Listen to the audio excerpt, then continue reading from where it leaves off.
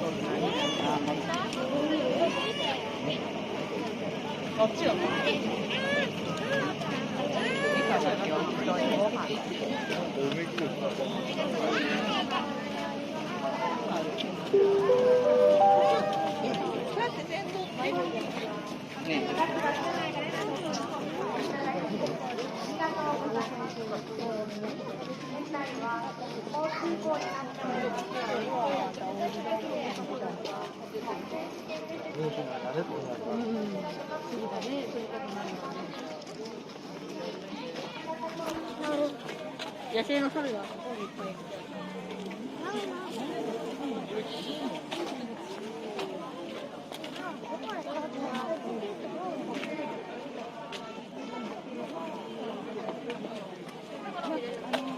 この人は似合うんですよ。桜色にする人たちがあるから。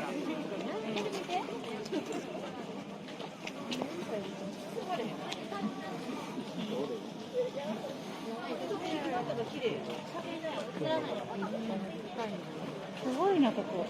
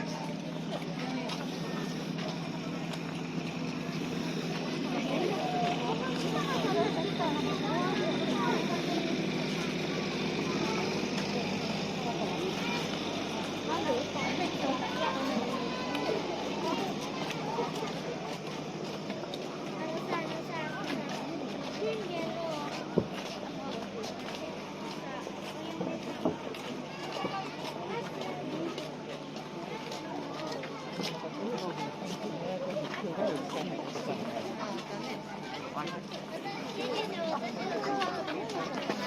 ごめんなさい。こっちゃんだけを取るんですよね。そうそうそう。